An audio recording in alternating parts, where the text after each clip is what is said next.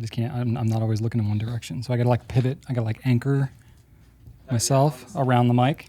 Mm-hmm. But then I got to like keep it pointed. Yeah, just like on. I'm just going to keep the mic right here like this. Just like on that NPR sketch on Saturday Night Live with like, oh, yes, they lean into. Oh, That's right. I am Derry Marbles with thoughts for your thoughts. So good. So good. Sweaty balls. Different reference, but still funny. Anyway. Do you get that reference? Yeah, it's from SNL. Okay, good. With Alec good. Baldwin. Yes. Absolutely. All right. Cool. We ready? I'm ready. All right. Welcome, everyone, to episode 10 of the Goulet Pencast, where fountain pens are still a thing. Yeah. I am Brian Goulet. He is. I'm Drew Brown. And we're here from Goulet Pens to deliver this casual and informal, tangential and extraneous, superfluous and extemporaneous fountain pen show where we talk about what's going on at the Goulet Pen Company and in our fountain pen lives. In today's episode, it's a nice round 10. I just thought that was nice for people that like those round numbers.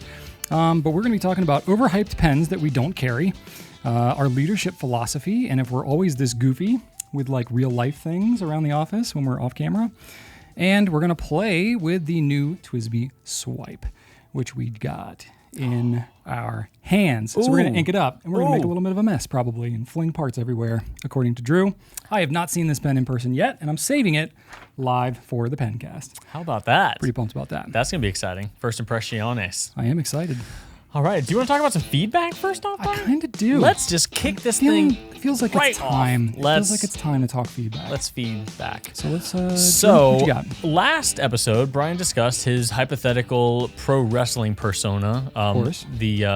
Whose name is Lumberjack. Lumberjack. And talked about theme songs for the fictional wrestler, and we had some good feedback on some even better songs than what we talked about. Fantastic. The top contender was a Monty Python song called "I'm a Lumberjack," I think. And I'm okay. I work all night and I sleep all day. There you go. I watched it. It fits. Yes. So well done. Nailed it. It doesn't exactly have the hype machine kind of pump behind it. That's which true. Is, that's the only reason I didn't bring it up last time. Oh, so you knew about that? I'm an OG Monty Python fan. Are you? I was very familiar. Oh, the Dead Parrot sketch and all these things. I'm not. I watched Faulty Towers, John Cleese. I was a big John Cleese fan. How about that? The whole Monty Python. I did not know this about you. Oh, Holy Grail. That was like every single like band like bus trip that we ever took. We had to watch that. So yeah. I'm quite familiar with the Monty Python sketches. Yeah. Okay. Well, there you go. So that was definitely the front runner.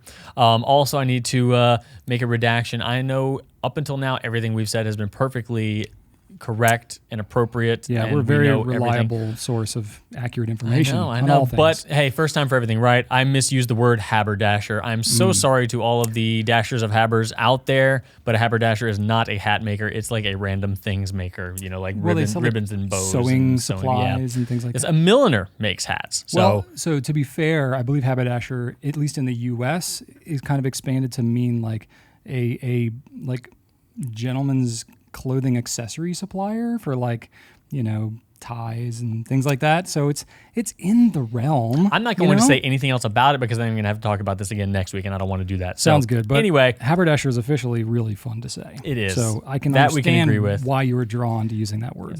Speaking of which, you in the last episode were struggling a little bit with the memory device on how to remember stalactites versus stalagmites. Yeah. And I got a good one here for you. Yeah. Okay. So share. Think about insects like ants, mites. Perhaps. Okay. When the mites go up, the tights come down. What tights? Like your pants. What? You drop your pants when the bugs start crawling up them. Who's dropping their pants when there's bugs on them? Because you don't want. I don't drop my pants when there's bugs on me. I want pants on me. No, I don't want bare skin. They're going. They're going up your pants, like up your legs underneath your pants. The mites go up. The tights come down. I've never personally been in this scenario, so I'm having a hard time relating to it specifically. If you've got some mites situation going on, you take the pants off so you can address the issue more effectively. So when I told Rachel about this, she was like, "Oh, you're not even using the right words. It's stalactites." Yes, yeah. And stalagmites. Yeah. So it's a stalag is C, which means ceiling. That's what's up. And G, stalagmites, is on the ground. Yeah, that was also in there. So she was immediately like, oh, you mean this mnemonic device? And I was like, nope, I was wrong. I said, if you go back and listen to it, I said stalactites and stalagmites. I didn't even realize I was saying the wrong word. Yeah, I remembered that when I was correcting the captions. I was like, oh yeah, that's C and B. Yeah, I was just either wrong way all around. That's a bonus little device, tights and mites. There you go. If you Really might want to important use to that, know. it's pretty tight. Yeah. All right. I also posted a question on Instagram about what was the first bottle of ink you ever finished, and got a lot of really great responses. I was really surprised though, because most of what everyone said was their first bottle. Yeah. They were the top brand was Iroshizuku. Really? And that surprised me. I thought it would have been like Noodler's or Noodler's Black or something. But Well, Noodler's is a lot of ink. That's a lot to go through. but it wasn't even that brand though. Like Yeah. oh, you mean like physically? like volume wise. I mean, so is like, to go Iroshizuku. through- I mean, Iroshizuku's 50 mil. That's on the average, I would say. yeah. Yeah. So I don't know. I thought that was really surprising. So that great might ink. I that mean, I might be get it. what I get it. it might be indicative of like maybe what someone's first bottle would have been. I mean, it's a good first bottle to go with. Anyway, I don't know what conclusions need to be drawn from that, but I thought it was interesting. What's yours, Drew? Did we talk about this last time? First ink bottle. You know what? I don't know if Have you completed? It was- Lawrence. You've completed. no, I Lawrence. haven't. It got nasty. Yeah. Well, you used it as long as it was usable, Yeah, right? I Like did, you- but I had a little left. Same thing with Heart of Darkness. Both Heart of Darkness and El Lawrence, I used because it was a big 4.5 of Heart of Darkness. Oh yeah. And I used and so much. And then at the end of the bottle, I'm like, I had opened it and closed it so many So you times. mostly use it, but that's a lot of ink, man. Yeah, I I did would finish- consider that used. I have Yeah. I have finished Noodler's Black like completely. Okay, me too. That was You- my first. you- was Noodler's you- Black. You've probably finished Konpeki too, right? I don't think I have because I ended up getting a second bottle. Oh. And I have one at home and one at work. And I've Nice. probably used the equivalent of a full Right. bottle, but it's just I split it across bottles, which Nice. is what I do. That's what I And- do. I just acquire more and then I just have more. I'm willing to bet there are some like-minded individuals out there. No, that's not a thing. People aren't continuously buying more ink that they could never possibly use in their whole lifetime. That's not a thing. I've seen I think some- I'm unique on that one. I've seen. Oh, yeah, right. And then one more thing. This wasn't necessarily in the YouTube comments or anything, but when I was soliciting for questions for today's Pencast, I got two folks who asked, "Hey, compare this pen and that pen, the 823 to the Custom 74, or the Sailor 1911 L to the S." And I just wanted to remind everybody out there that we do have a super cool thing on our website called the Pen Plaza, where we have measured every single pen we have for sale and some that we have had for sale on the exact same grid of paper, so that you can compare one to the other physically at least and see which one is longer, shorter, wider, thicker, whatever. So if you do have one that fits your hand really well, compare that one to one that you might be looking to buy, and that can help inform you as far as whether or not it's going to be comfortable in your hand. So it's a cool tool. Avail yourself of it. Yeah. And then, of course, there's a comparison feature on the product pages on our site if you want to compare, things beyond just like what does a pen look like. So if The you're actual trying to get an tech idea- specs, the the datas. Exactly. Ink capacity, those types of things. That the Pen Plaza won't show you. The Pen Plaza essentially just standardized imagery that shows you what the pens would look like if they were, say, lying next to each other on a desk, right? And you can choose posted without a cap or capped. Yes. Or capped, posted if it posts, or uncapped altogether. Yeah, 3 different images. Yeah. Sorry. You literally just said that, and I just repeated the same thing. In a different way, but yes. My brain was confused, but here we are. Okay. Here we are. All right, I only have one little bit of feedback because I ran out of time, but what I did get was, I thought, interesting. So Kairos66 said, okay, you can't have those shelves behind you the entire time and not do a bookshelf tour one day. This is an interesting thing, Drew. I have how many videos with different backgrounds and stuff, and there's always stuff in the background. One might say the stuff has been exponentially growing. Yeah, definitely. But I'm surprised at how little I get asked about the various things that are in the background. When I look at videos and I see all kinds of stuff, especially things that I'm interested in, like Drew, I was watching some Star Talk from Neil deGrasse Tyson on Nice. YouTube, and Love Star Talk. that man's got some Rubik's Cubes in the background there. And I'm like, not surprised. hey there, that's pretty cool. But it's like not like organized. Not that this is highly organized, but it's like just like on a desk. Like there's just random crap on his desk. He's got some Rubik's Cubes. And I was like, two of them in the background. Do you even cube, bro? Yeah, right? So I'm like, okay, that man, like, I get that. That's cool, but I didn't comment on it, so I guess I'm just doing what everybody else does. You just notice it and don't comment. Yeah. I think I was like washing dishes or something. My hands were all wet. But for so real I'm not though, gonna, like, go typing, you know. I don't know how you could ever like actually talk about all that. It's so much. It would have to be its own like thing. It'd have to be like a whole segment. You need to go live for like 3 days. So that's what I want to know. I want to pose the question out there to you all, Pencast community, because apparently we cannot make a video too long for you all. Are you interested in kind of a tour of some of the crap that I have behind me?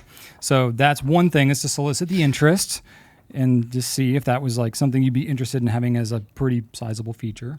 I would move it along enough, but there's a lot of stuff with. Might need to like it's all got backstories. Yeah, like you might need to.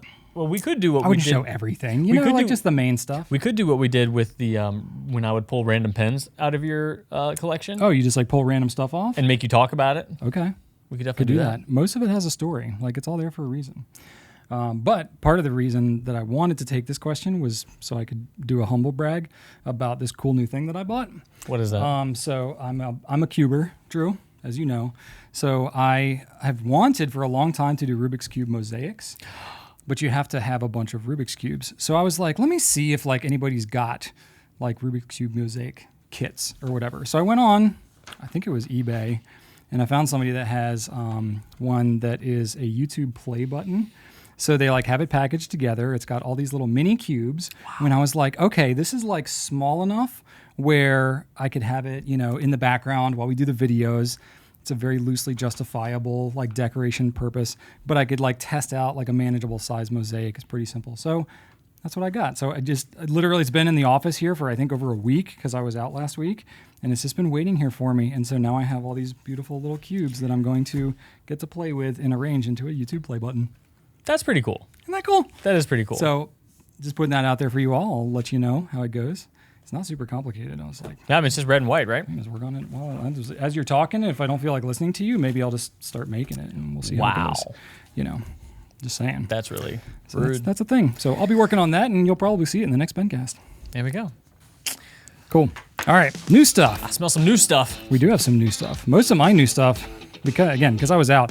I've been out like every other week for July, and It's summer. you know, That's what people do. I'm actually taking some time with my family. Imagine that. Beautiful. Which is good because we've only been at home together for a year, but we're going to other places with family. So one thing that we got is I'm going to show you a bunch of things that we don't have now because they all sold, but I kept one.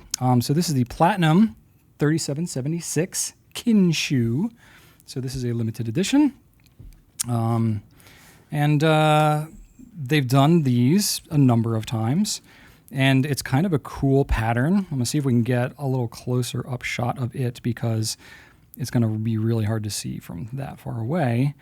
But anyway, I've been collecting these 3776 limited editions for quite some time. And this one is kind of crazy looking.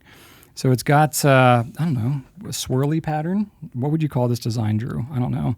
I don't know, but it is represented on the box here. It's like, and I'm sure that it has a word. So what we could do is we could say a random word and then let everybody tell us that we're idiots, and then we like can talk about it correctly swirls, next time. Swirls. I don't think anybody will swirls? dispute that. Yeah. There's got to be a word for these. But anyway, so it's a very interesting, it's not just like an imprint or something like that. It's like cut into the material, very sharp cuts. Yeah, let's move the paper there. Oh, we don't want to give away the rest of the Pencast. Yeah, super secret. So anyway, 3776, same nib, platform. That's not the right word. Whatever format. There we go. As the normal 3776s, but it's mainly the body that's different. And it's got kind of a like, I don't know, reddish orange kind of color. Would you call it that? Reddish Maybe orange? a little Is it red? orange. It's pretty red. I guess I'm looking at the box in the background. That looks really red. I mean, it's This is translucent orange. Yeah. red, which makes it a little less red. Carillion, maybe, perhaps. I don't know what that means. We'll call it Carillion because that's what I'm going to call it. Carillion. Carillion. That's like a. Isn't that a thing? That's like a Star Wars Am planet. I way off on that? Are you thinking carnelian? Carnelian?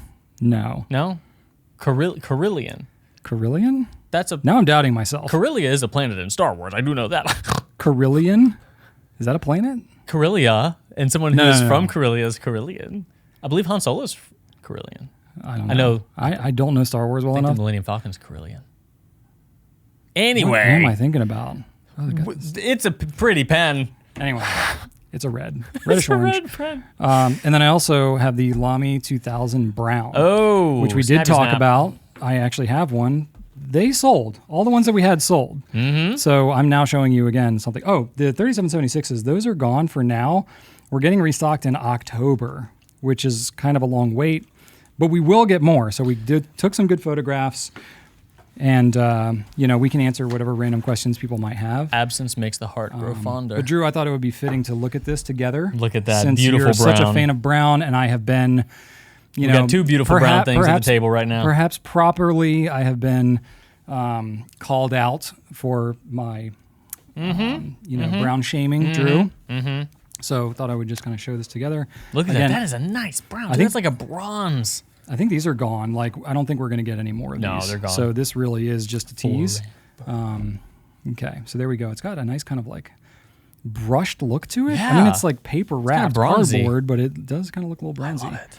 Lamy logo in there. They do a good job with their packaging. I will say that. A little foam disc. Mm-hmm. I know you like this little for random multiple things. purposes. Yeah, you can like, I don't know. What would you use that for? Oh, so many things. Yeah?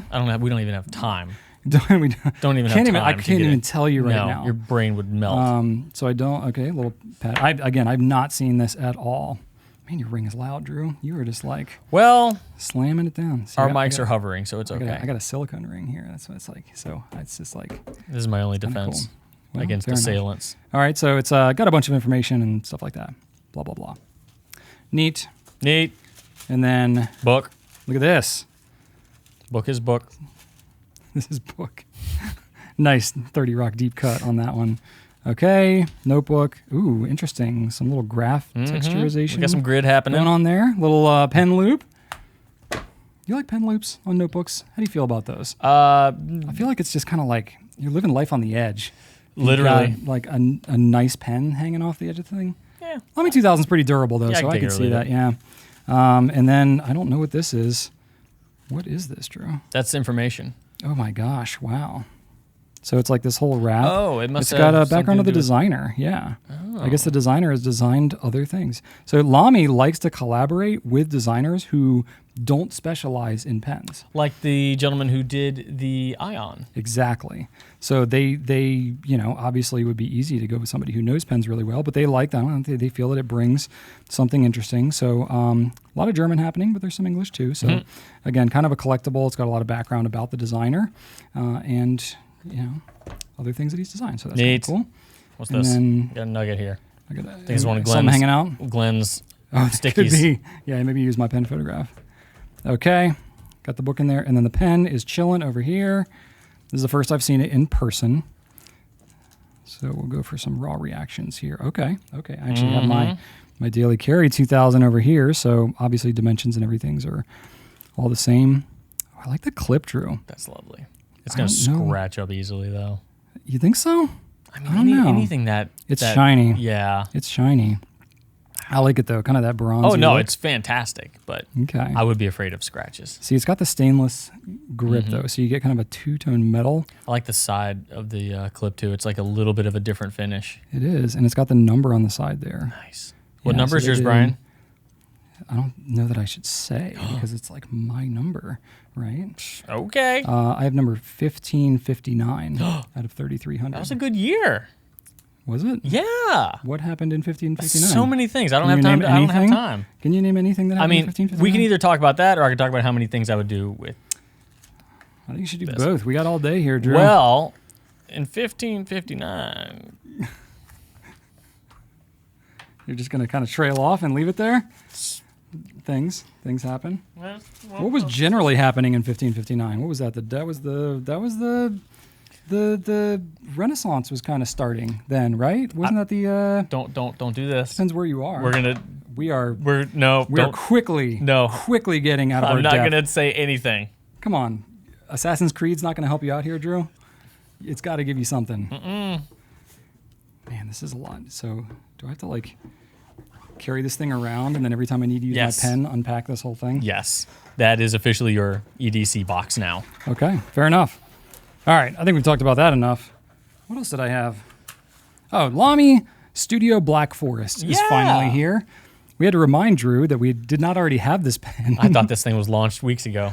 So we got the samples in. We shot the full video on it, launched the video in advance, and I guess in Drew's mind that was like, all right, cool. Ancient history. This pen is now a thing, and I can move on to the next. Move on with my life. But we hadn't actually received the shipment of pens to sell. So we have those now. You can check them out on gouletpens.com. Extra fine through medium nib. We got a whole video on that. We'll put a link somewhere. And it's still a mystery as to whether or not it is green or gray. It's not green. It's green. It's not green. It's definitely green. Oh my gosh. Tiny bit. A little bit. In the right light. If you squint and you believe it to be green. It's like a fairy. Yes. It's like Tinkerbell. Yes. It's like Tinkerbell. If everybody claps, the pen will be green.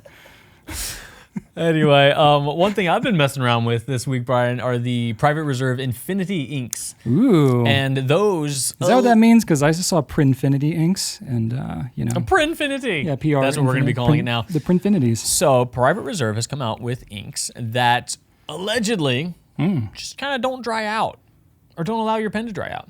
Is that what the infinity is meant to represent? Yeah, infinity is not really like infinity, but... I mean, can you really advertise anything as infinity? I feel like that's a bold claim. It is, because eventually we will all meet our ends at the heat death of the universe. But yeah, apart infinity. from that, they're pretty cool. So I did test them. I wrote with this pen, actually.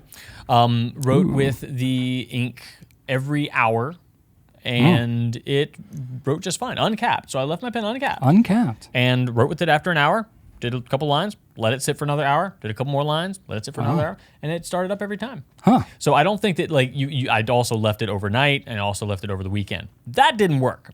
It definitely dried out. But... Because you weren't writing with it on a intermittent basis. So as far as infinity goes, I think that if you're writing with it regularly, then the feed's continuing to be primed and if things are flowing, then yeah, it seems pretty legit. They're $25, so a pricier bottle of ink. Yeah, but it does insane, a thing. It's got yeah. like a feature to it. So it's slightly larger too, right? It's a 60 ml bottle, I think. I think it's a normal PR bottle, so 50. They're 50, right? The big. I thought it was a little bit. No, it's a little bigger. I think it's a little bigger. Is it really? I think. Uh-oh. No, I'm not sure. They look the same to me. Yeah, I feel like I should know, but I don't. Wow. So this pen, look it up. my Monteverde Innova, kind of doesn't have the best capping. So it dries out after a couple days of not use. But I've been using the Infinity inks, Infinity Turquoise, and it's been writing really well. So my suggestion is if you do want to drop the 25 on these inks or one of them and wish to resurrect a pen that maybe you don't use very often because the cap is not the best at sealing, then the ink would be great for you because it has been great for me. So based on my experience, it's pretty cool. They come in turquoise, black, blue, red, green, and purple. So purple. Yeah.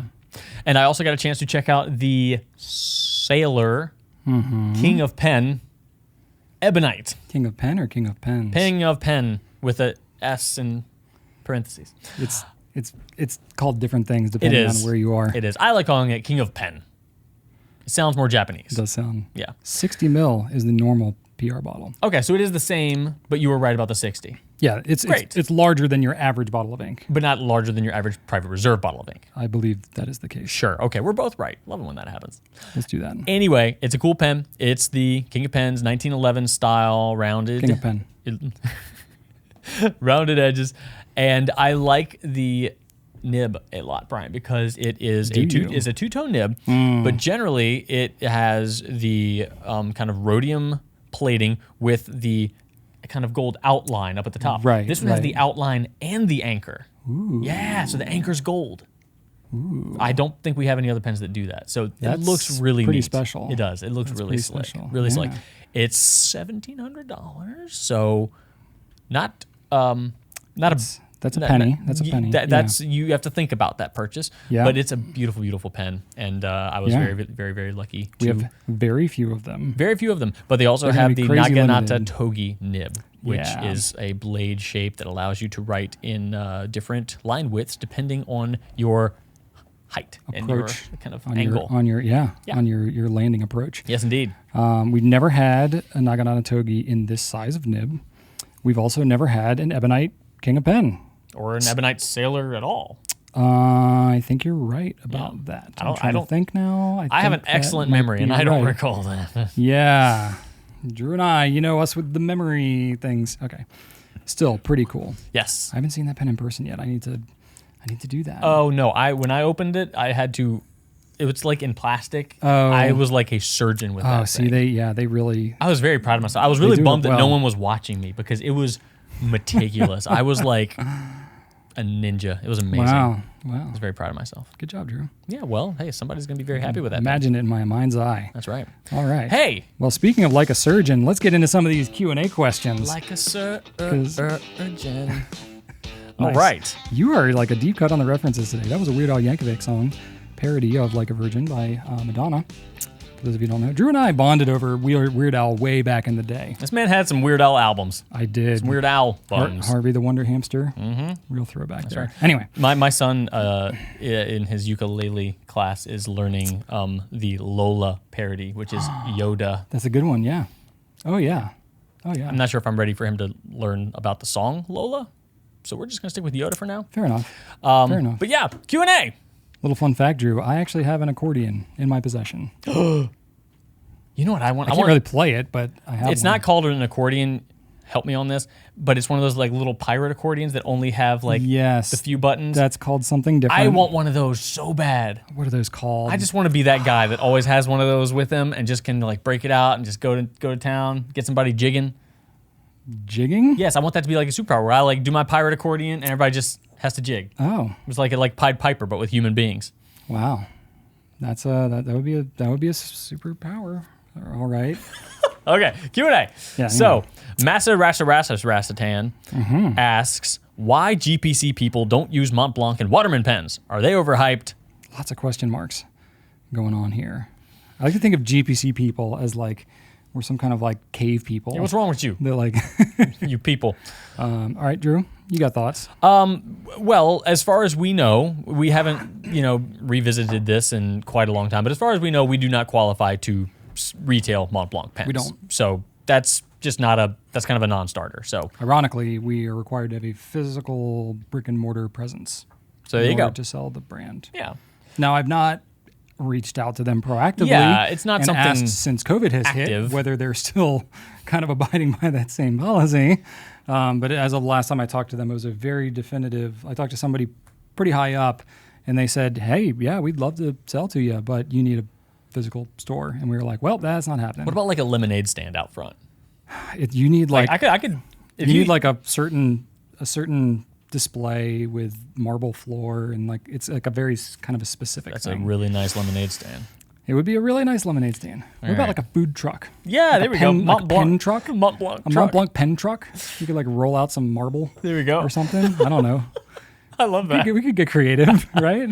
Yeah, like so no, we don't have anything against Montblanc at all. In fact, we love them. We both own Montblanc pens ourselves and have a very high opinion of them. It's just not something that is possible for us right now. Yeah. So we got different goals at the moment. Yeah. Waterman, we did used to sell Waterman products.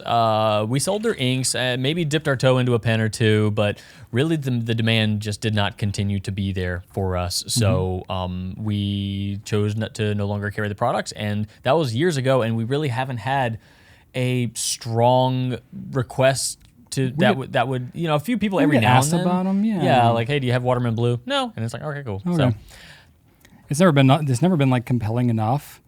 Mostly it's curiosity. People are like, hey, this is an iconic brand. Why don't you carry it? And be like, oh, people don't really ask us about it much. And they're like, yeah, okay, that makes sense. Yeah. And that's about all it ever goes. Yeah, and you could draw some parallels between Schaefer and Cross and Parker as well, and a lot of other brands. But we have carried all these brands in the past, and it's just yeah, they kind of hover around that area where there's interest in a sort of way because it's this legacy interest. All of these brands, they're iconic brands. Like, the modern fountain pen would not be what it is without Cross and Waterman and these other ones. However, I think most of their focus is spread out in different places. I think certainly some of these they're heavier into like the rollerball pens. I think specifically like Cross and ones like that. They're more iconic in that kind of realm. So this is not as much of a focus. They haven't really done that much, new, really exciting stuff in the fountain pen side of things. So it just hasn't been something that a lot of people have been banging on our doors for. Yeah. But and as far as whether or not they're possible, overhyped, I definitely don't think they're overhyped. I think they're No, hyped accordingly. I think they're appropriately hyped. Yeah. Yeah. Okay. Pretty straightforward. Yeah. All right. Elizabeth by email said, did Dante Del Vecchio draw inspiration for the design of the Pineider Metropolis pen from the 1927 movie by Fritz Lang of the same name? We haven't specifically spoken to Dante about whether or not he did, but there is a lot of good evidence that he did indeed. Very possible. Yes, he names almost all of his stuff after movies. Like movie things. If you pay attention, there's Movies Back to the Future, there's Avatar, there's Full Metal Jacket. Yep. There's La Grande Bellezza, that was a movie. And then there's a new one coming out that we can't talk about yet, but that's also named after a movie. And then all of those books that we didn't advertise the books as this, but if you, we only have like one available, they're getting phased out. But Pineider does make journals, and if you look on the back of the journals, they're called stuff like straight up like Paul Newman and things like that. So like names of actors and stuff. We were like, that's not relevant. They were called the Hollywood Journals. Yeah. And it had the Hollywood sign basically on the front of the thing. Yeah, the one was the Green Mile. That's right. So probably a lot of probably movie inspiration there. Yeah. Yeah, makes sense. So yeah, we don't know specifically whether that exact movie was the inspiration, but yeah, it would make sense. it's likely. All right, Drew. Next one. All right. Well, Brian, let me ask you about something that Florence on Instagram asked us. I'm ready, Florence. So Florence asks, what are some of your philosophies and practices around the way you manage your company? You guys are so laid back, sometimes it's easy to forget that you're both managers. It's hard to imagine you guys disciplining an employee or running a meeting, although no one doubts you're bloody good at it. Some people have said that they've worked for 20 years and they've never been yelled at before. In that sense, what does your leadership look like? Full disclosure, I'm no longer a manager. I recently took a new position within the company this year. But I was for most of my 10 years here. Yes. And it was not a demotion, just in case you're wondering. No.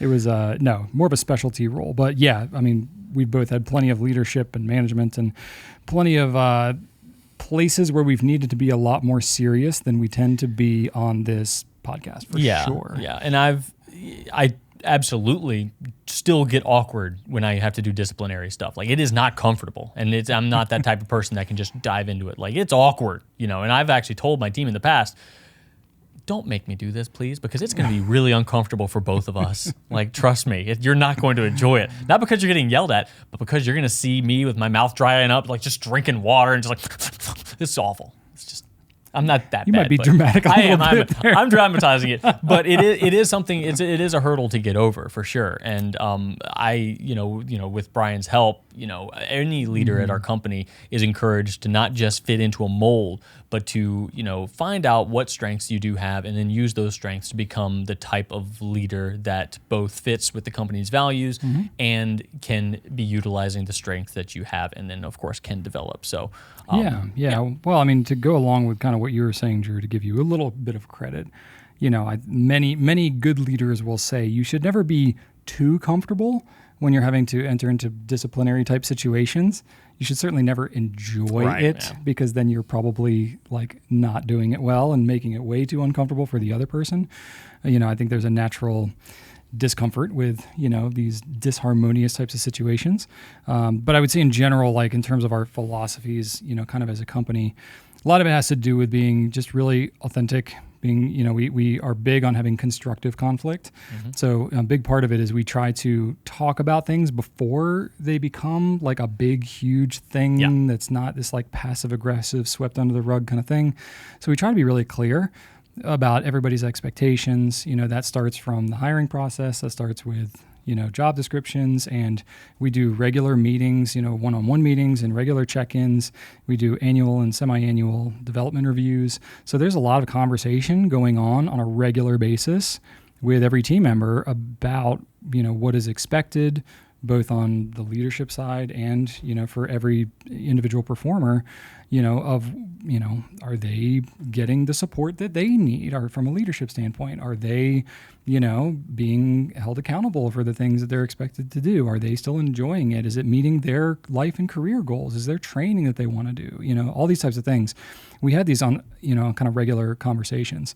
So I think that helps a lot, when we're talking about it regularly, because then it's not, 9 months go by and somebody had an expectation that something was supposed to happen and nobody's ever talked about it. Yeah, or something happened, 7 months ago and you don't get told it until you get Right. evaluated, and you're like, yeah, sorry, we're only going to give you a nickel raise, on your annual salary because this thing happened. Well, why didn't you tell me? I could have fixed it back in February. You looked at me funny and never apologized back on February 23rd, so you're not going to get a raise. Yeah. So we talk about this in our weekly check-ins, our weekly one-on-ones with everybody. So there should not be any surprises when those, more big meetings do happen. Yeah, and obviously when we're doing these types of videos, y'all are one specific type of audience, and this is one type of context for how we are, more or less behaving or portraying ourselves. Just as if you are, talking to a stranger you've never met before, it's going to be somebody different who's a member of your family that you know intimately. Or if you talk to your parents, it's going to be different than the way you talk to your kids, right? So like you can be your authentic self and still behave or talk about different things depending on the context of the situation. So for us, myself specifically, obviously representing the whole company and everything we do with everything that I am and everywhere I present myself, I can also be kind of goofy, the pen guy doing the video stuff, but at the same time, when we're talking about things like COVID stuff and, all these like really serious things that are going on in our company, I'm going to have a different tone and I'm going to have a different vibe. As you should. Yeah, I'm not just this like total goofball. But at the same time, so it's like I play with my kids and I'm really goofy, but then when something serious happens, I get very serious with my kids. So, we turn different parts of that on and off. But I think the biggest thing is we're huge on trust. We're huge on, having a personal relationship with, everybody in our company, to each other as peers across the company, but certainly with anybody who's in like a direct report type relationship.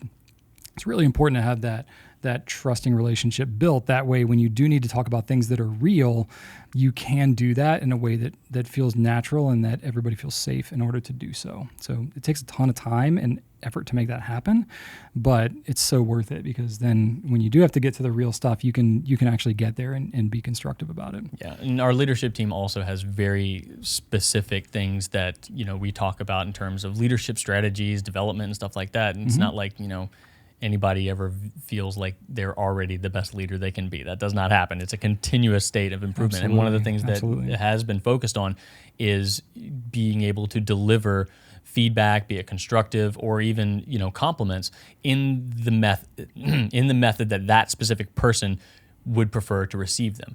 One person might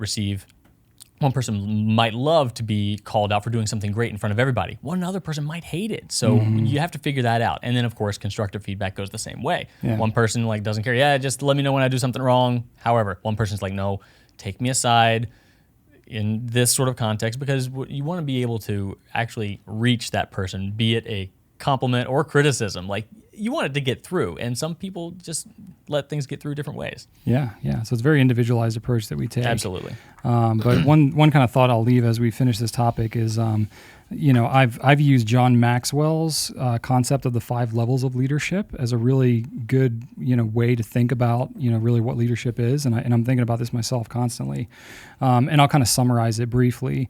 The first level of leadership is position. So basically you have the title and that's about it. Think of like we've all had one of those. The shift manager at your first fast food job or whatever. Oh yeah. Usually there's like a power trip involved with it. Oh but, yeah.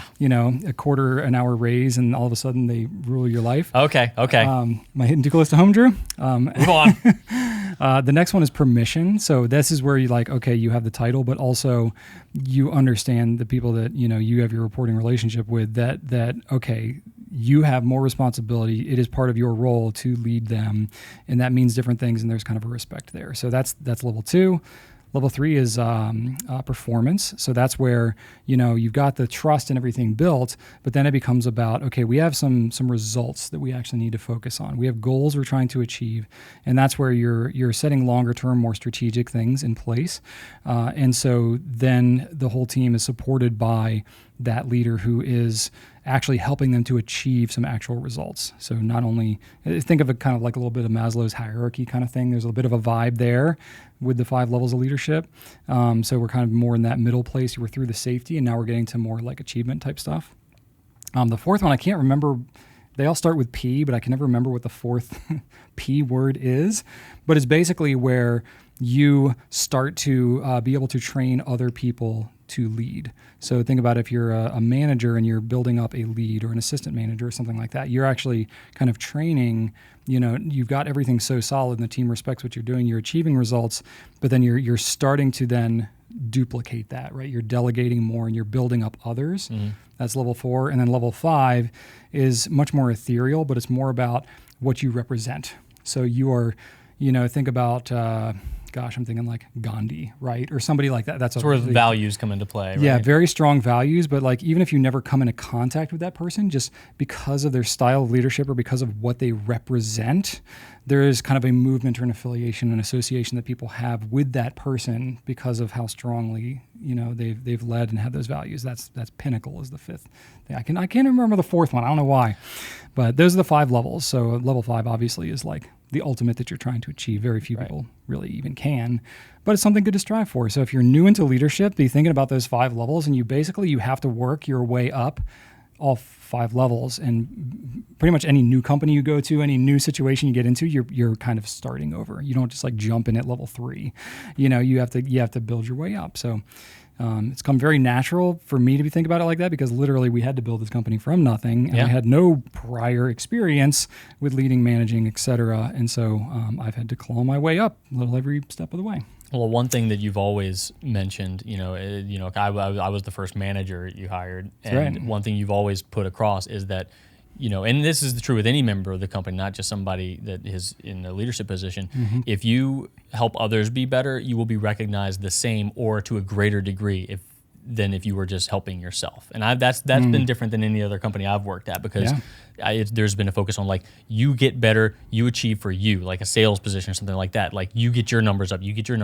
But here it's like, if you take care of yourself, yeah, sure, definitely do that. But if you help others, then, that's the best. Yeah. And that's, like climbing that ladder. Yeah. Ladder. I like to think of it that way. Yeah. Very cool. Yeah. So that's the short version. Thanks for that question, Florence. That was kind of cool. All right. Let's see. This is from Little Fragments Softy. I don't know. The name is cut off. So Little Fragments. I'll just call you Little Fragments. Will you be attending this year's DC Fountain Pen Show, which will be happening this coming weekend? Oh, my God. So the answer is yes and no. Yes for Drew, no for me. There you go. I will be there. Next question. No, I'm just kidding. It's a weird one this year, right? So like last year, basically all pen shows were canceled because of COVID. No show last year.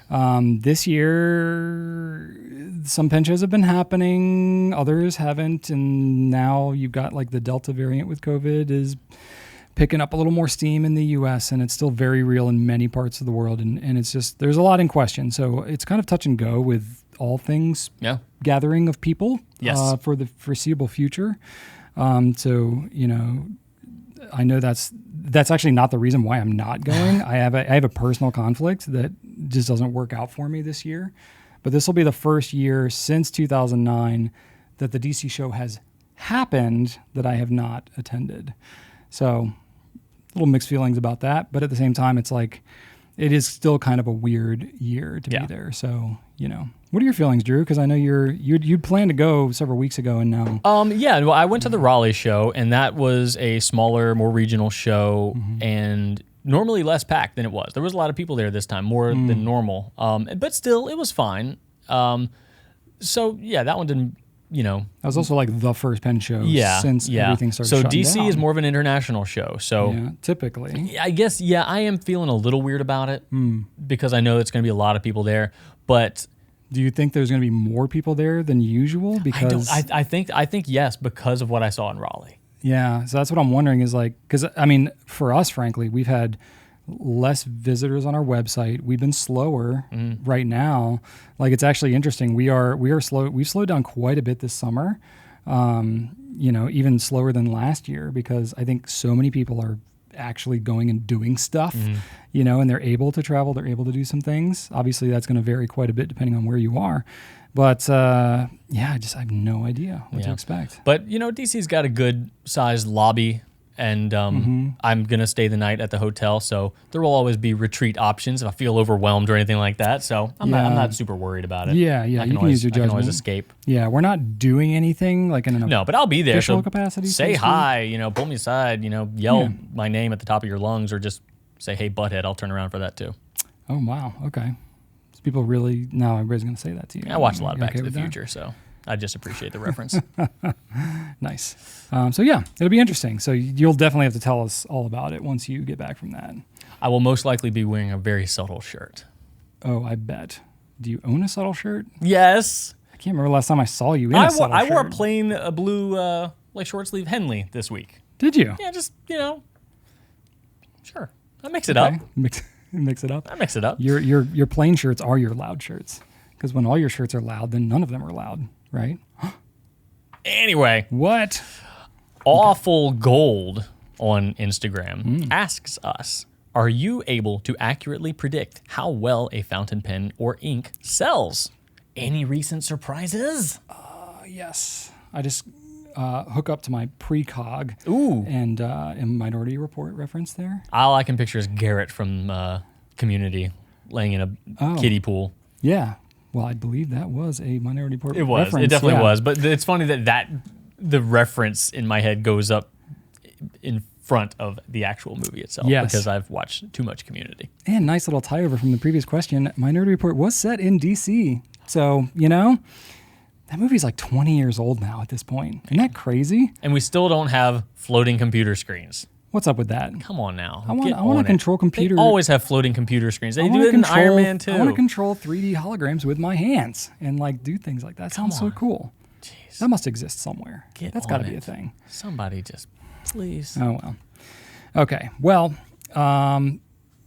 it's a complicated question, and in short, the answer is mixed. I would say it depends. We try. We do try. And even if you think about a fountain pen, what does that even mean? Because there's never just one SKU of a fountain pen. Okay, all right, fair enough. You know what I mean? Fair enough. It's not just one color, one nib size. What is a fountain pen? Well, I mean, no, sorry. I wasn't trying to get ethereal about the question, but no, really, it's usually what happens is there's a blend. Okay, yes, sometimes you can summarize and say I don't know. Well, the Lamy 2000 Brown, right? That was one pen. There weren't that many of them.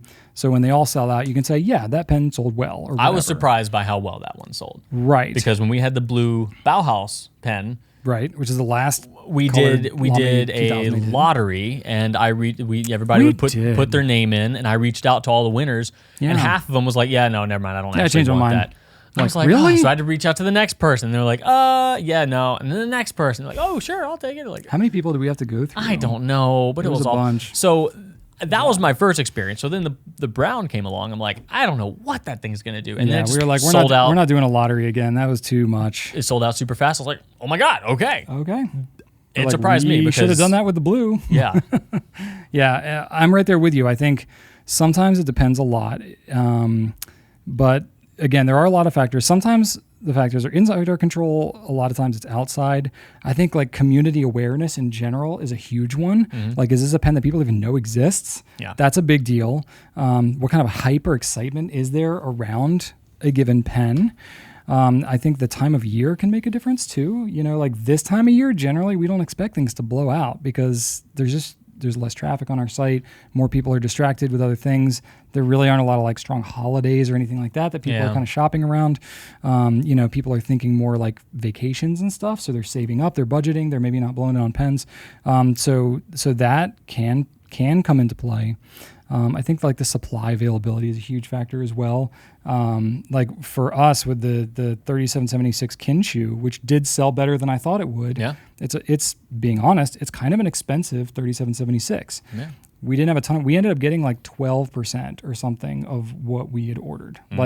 We got so few based on what we anticipated that they all sold really quickly, and we're not getting restocked until October. But does that make it a surprise seller? It's it probably wouldn't if we had what we ordered. Exactly. So the question does have to be nuanced for quite a bit. And then, of course, how much effort do we put into promoting it and so on? Like the Kinshu, we photographed it ourselves, but they all sold before we actually published our own photographs. So all we had were stock images that were really nothing to brag about. And so that did surprise me because of all this context. But like, it's not going to come up on any of our sales reports as like a most mind-blowing pen because the supply was so limited. So the Diplomat E-Locks too. Yeah, that did well. That surprised me because I just didn't know what to expect. It was kind of like an Arrow, but different. But those all sold. And I guess we're getting more, but I don't really know. That's another supply thing. That was a surprise. Right? I would say on the side of things that didn't sell as well that I thought might, the Lamy Safari candies last year, the special editions from last year, didn't sell that well. I think reflecting back on it now, they came out in like April of last year, kind of when things were going nutso. Yeah. So I think they just kind of got caught up in the COVID shutdown kind of stuff, and we were trying to work from home and we weren't shipping for a while. So just like we did not sell as many as we had projected in the time frame that we normally would have. But then I think in hindsight, it made sense why. Yeah, I think people's minds may have been elsewhere. That's in that probably month. Pretty safe to say. Yeah. On the flip side, in a similar time frame, while we were kind of shut down everything, the Monteverde Ritma came out, which at first we weren't even going to carry it. Nope. We basically tried it just kind of on like we'll see if it does okay. And that pen has been very popular. Surprised all of us. I did not think the pen was going to sell. It really has. So I think like in short, we try our best to predict how things are going to do. And I think we do a pretty good job of it. We have a lot of our team members that are spending pretty concerted amount of time and effort trying to predict these things and doing, forecasting and trying to buy the right amount as well. Whether we get it or not, it's a whole different story. But I think the biggest thing is just that we're never 100% certain. So sometimes we will try carrying things, even if we're like, I don't think this is going to do great, but I'm just unsure enough to be willing to try it and see how it does, because sometimes you just never know. That's a good way to put it.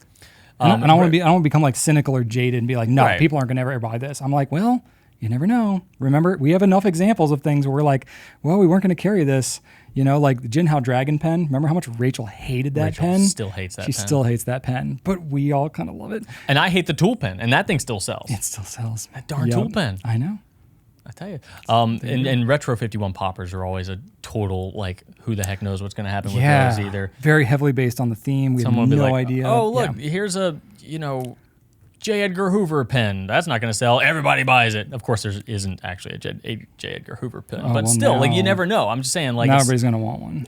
So way to go, Drew. You never know what sort of retro is going to sell. There you go. All right. Let's move on. That's our Q&A questions for this week. Yes, indeed. Drew, you got a hypothetical for us? I do. We'll go back to you this time because, This one is... Mine was ridiculous. This one is just for you, Brian. Oh, okay. If you could have one fully functional vehicle from a movie, what would it be? Now, when I say fully functional, I mean like if you get the Batmobile, it's going to drive. It will operate as a normal vehicle would. I'm not saying it's going to drive up walls and grapple hook and all that stuff. Right. You couldn't have it like turn into a plane. Right. It has to be something that like could actually physically exist. Exactly. So yes, you can choose the Batmobile, but it's not going to do all the crazy crap. Right. Okay. One vehicle, huh? One movie vehicle. Oh boy. Well, one of my favorite movie franchises, Drew. I have no idea. What could that be? Fast and Furious. I didn't know you liked those. I do like the Fast and Furious franchise. There are so many good vehicles in that whole franchise. Oh, man. That's got to be really tough to narrow down. Okay, moving away from Fast and Furious for a hot second. The Mustang that was in Gone in 60 Seconds was pretty sweet. What color was that? It was silver with blue stripes, I believe. Blue racing stripes. That sounds pretty That was neat. pretty sweet. That was a custom one they made for the movie, but they actually legitimately made that car from the movie as a result. DeLorean's pretty sweet too, but I don't know about that one.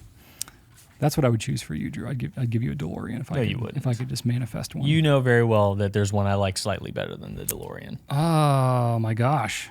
Oh boy, this changes things. I have to know your car now? You don't have to because you do already. Why am I blanking on this? I don't know. I don't think of any car other than Back to the Future because that's the only movie I associate with you. What is it, Drew? I'm really blanking. It's big and white.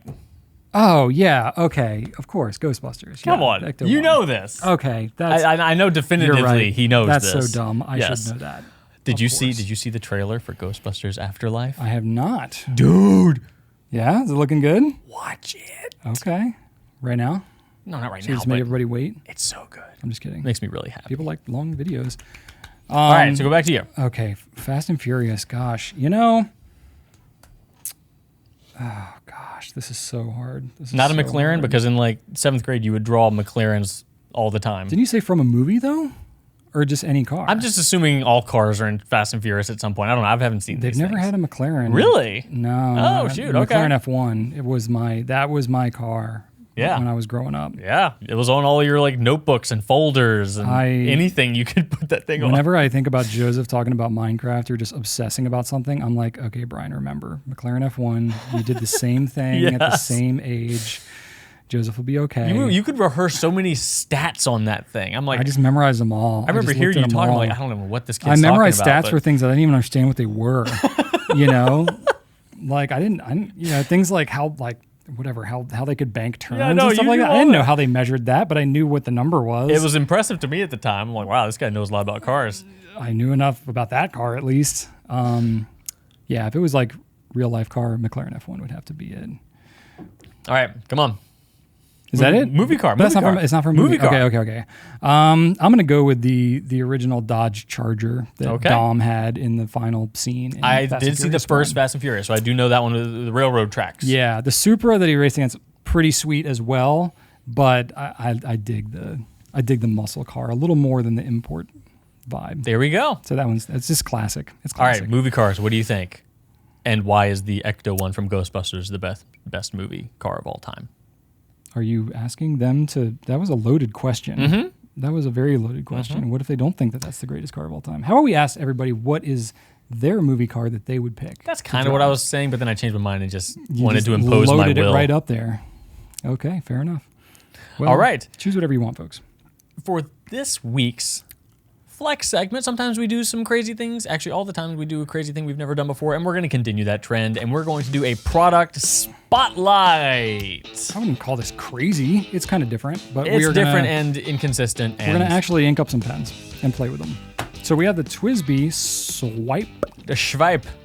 The TWSBI Swipe. Now, full disclaimer, Drew has seen these pens in person. I have not. I've heard about them. I've talked about them. And in fact, I've alluded to them in previous pencasts where I mentioned how I talked to Philip about all these things. It was in the preparation of releasing this pen that I've known about for a few weeks at least. Truth be told, they've been developing this pen for several years. But we were only told about it kind of in concept. And it was only a couple of weeks ago when I was really given any details about what it would be. So we're going to show you, we're going to kind of unbox it and show you what they're like and ink them up a little bit. And because Drew's already played with them, we know that there's some cool things you can do with flicking different pen parts across the room and at each other and things like that if you so choose. So Drew and I are going to revert back to our middle school, energy, and we're gonna go for it. So. Okay, you just be in that other camera. We're also going to give you a camera right here. Boop. All right, so you can check that out. See what Brian's hands are doing. Got some little stickies on the side here, as TWSBI does, but these are pretty easy to peel off. They are pretty easy. I think it's because of the plastic, because of the material. Yeah, but this white case is new. Definitely. Yeah, it kind of fits in the same TWSBI vibe. Now, this pen is a sub $30 pen, so it's going to be more on the affordability side of things. And this is the US version that they're going to have. It's going to be slightly different in Europe, and I'm not sure about Asia. I think Asia might come the same as Europe's, but in the US, they're doing 2 converters and a cartridge. Mm-hmm. I believe they're not doing 2 converters with the European version. Oh. Because it's a little more cartridge forward. That's kind of why this pen was developed, was more for the European market. But that's why I'm very curious to see how it's received in the U.S. So what do you think about the overall styling, Drew? Because it's not the same like mostly clear body like you would have, say, associating with an Eco or a 580. If I were a betting man, and I'm not because I always lose, I would say eventually they will come out with a clear one. But you're right, it's not clear. The blue one is 100% opaque, and your smoke one over there is semi-translucent. Yeah, that one, the blue one, reminds me, it's really more of a teal, too. It looks a little more teal in person. It is. It's a turquoise tealoise. Turquoise tealoise, yeah. Yeah. The smoke one definitely has more of kind of the classic TWSBI vibe. Smoke. So I like the fact that it's got the ink window. Not as necessary on the smoke one because you have the clear vibe already sort of happening. Brian, I can't open this one. Open that one for me. This one? Yes. Is it like, oh, there you go. Yeah, but you had to. You loosened it for me. Yeah, you had to. That took some effort, right? Did it look like it was taking effort? Did I make any noises like you did? There was an audible pop when you opened it. Yours was a little tighter. This one was not. It was much tighter. It was super tight. Yeah, it was tight. I mean, I wouldn't say super. No, I didn't need to grunt in order to open it, but you did.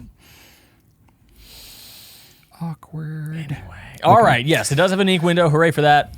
But what's under the hood? Tell me about this converter, Brian. This thing's wacky. Yeah. So, okay.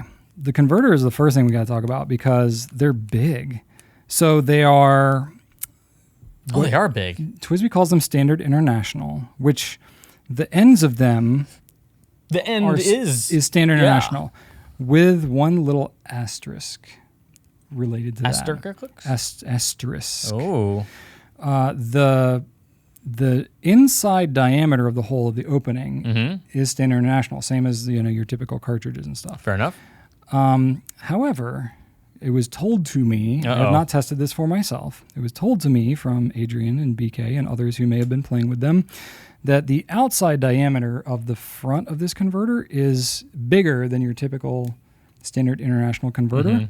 So you are not going to be able to fit this converter in probably most other Standard International cartridge converter pens.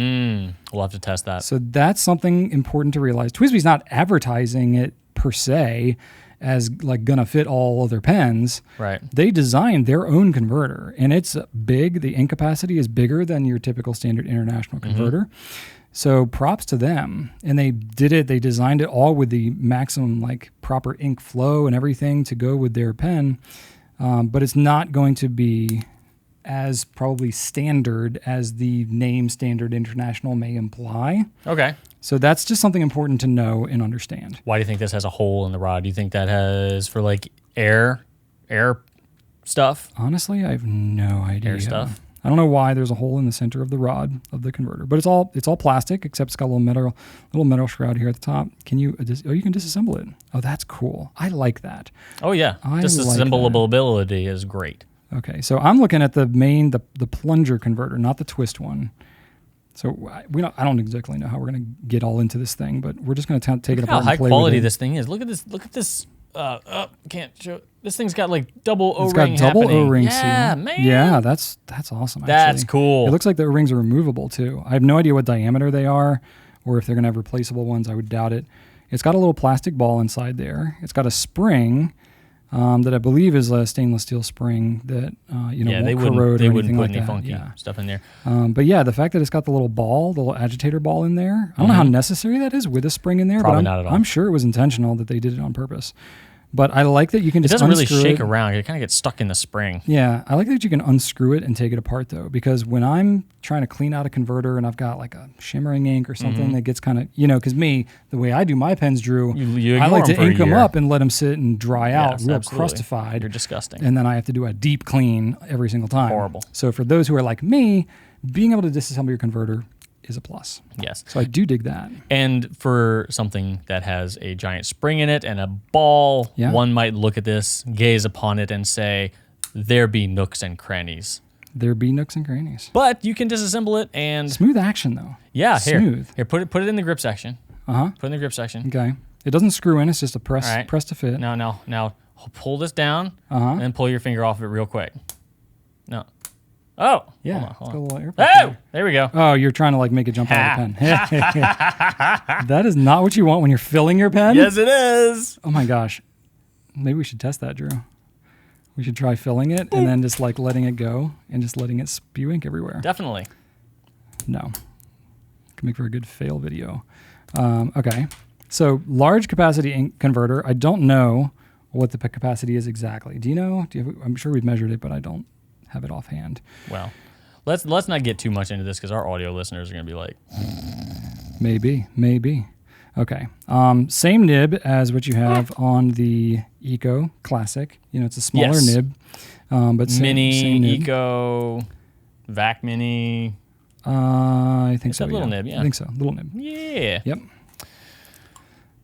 The plastic itself, I don't know exactly what type of plastic it is, but it feels a little more.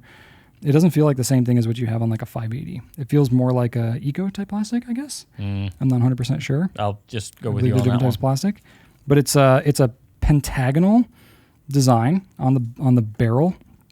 So the grip itself is sort of round with a little bit of a flare, slightly triangular flare like you would have on. Well, it's not even triangular, is it? No, it's perfectly round. So it's sort of like the Eco, how it has like a little bit of flare at the end, except it doesn't have a triangularness Which to is it nice. at all. It's nice to have a stop there. Yeah, you're a big fan of that, aren't you? I don't You want my like the fingers. stop. Yeah, I don't want my fingers going. I never have an issue with that. too close to the feed. I never have an issue with like my fingers getting all up on the Well, feed. sometimes your body parts don't obey you. It's different for different. I don't know Yeah. what that means, but okay. I like that. It's a snap cap, and there's no like threading. There's nothing harsh here at the step to really get in your way. So I know Sometimes that's it's very hard to unscrew the grip section, though. Very, only if you very hard. Yeah. Okay. You have to cheat. I was going to say something really somehow. mean about you being weak, but I'm not going to. Just as long as you don't Even call though me I a just milk kinda toast, did. we're cool. Hey, you said it, not me. Don't you dare. I'm in your head. I don't even have to say it, and you're thinking it. Look at the definition of milk toast. No, it's awful. MILQUETOAST. Look it up, folks. All right. It's a demoralizing definition. So, for those of you listening, I think we should talk Strong about. posting. Yeah, yeah, Strong absolutely. post. That is a firm That's post. not going anywhere. That is not. That is nowhere. not an accident. Brian, let's talk about this cartridge, man. That is a monster cartridge. Look at that thing. So It that's is the ginormous. Standard International. Look at that thing. That is a chonker. Which, by the way, Drew, recently my kids have learned how to use air quotes, like Joey from Friends style when he's learning how to good. use air quotes. Yep. So they're like using them wrong. So they'll always be like, "Hey, Dad, you look really good today," and I'm like, my God. "What is that supposed to mean?" All right, here. Do this thing over there. What am I doing? You're putting the cartridge in with the spring. Putting the cartridge with the Yes. spring. You don't need to do that. Why do I need a spring Well, with I'm my telling cartridge? you. All right, listen. I'm So reading I from put the official. spring in first. No, you And then put the just cartridge in. insane, man. Don't you dare. Okay, so for those of you listening, I am reading from the official fling this? manuscript included in the twist. Oh my Whoa! God! That hit the ceiling. All right, Brian's breaking the universe. I just found my next All right. toy at my next meeting. That thing's gone. It's gone forever now. It's on the table. All right.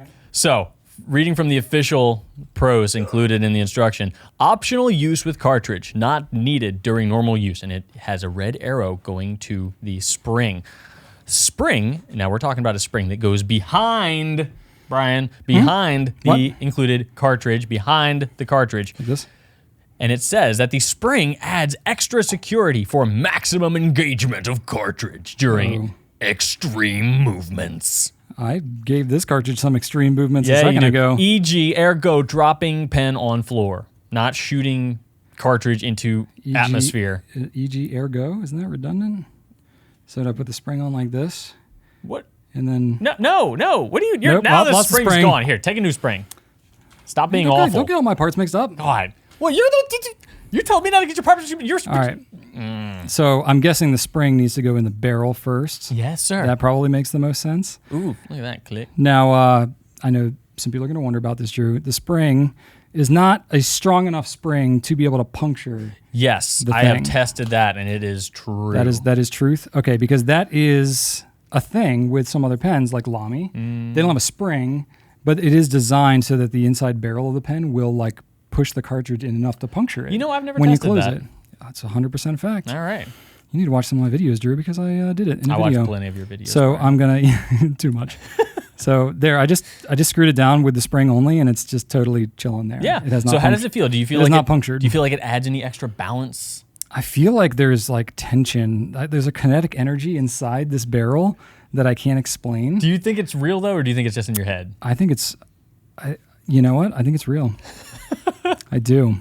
So It's impossible to know though because I know the it's in there. spring is not necessary. What you would have to do, Drew, is you'd have to hand me All right, two hold pens. on. Put it back together. Put it back together. You have to hand me 2 pens, one of which has a spring. Yeah, which one of these has kinetic and energy one of which in doesn't, it? and see if I can All right, feel the now, energy. Okay. hold on. Okay, Drew's going to test me on this. No, I'm not. Oh, you're gonna. Yeah, oh, test you me. want to Yeah. actually do it? Okay. Do another pen, and right. I'm going to have to just hold it blind and tell you one has to have a spring and one doesn't, or you could make one or both or neither. I don't know. One's gonna have. That'd be a true One's blind gonna have test. the converter with the spring in it, and one's gonna have this spring that has kinetic energy happening. Okay. Okay. Okay, mix them up good. I'm not peeking, I promise. There you go. Do I have... Okay. Which one has the kinetic energy? Yeah, you tell me. Feel it. Okay. Feel the energy. I feel like one of them is... Actually, kinetic would be wrong. Wouldn't it be potential energy because it's not actively moving? Oh, you're right. Look at the big brain on Brian. I can't tell. Potential energy? Huh? No. This one? No. Darn it. I mean, it would have potential if you screwed right. down the converter, I guess. I actually, truth be told, I felt something different No, on you this didn't. pen. No, you didn't. But Get I outta here. thought it was just the weight of the converter, so I guessed the other one because I thought it felt lighter, but I was wrong anyway. All right. Well, we'll have to do like this 3 out of 5. So I was totally wrong. All right. Hold on. All right, so there's no Hold on. Get this back in here. Where's the cartridge? There's no sixth sense potential energy that you can feel based on the spring. What a wavy lines lines. segment. All right. Now Okay. you can also do this. Did you puncture it though? No. Did you? Oh, Look, you're. What are you so, doing? Watch this. What is happening? Whoa!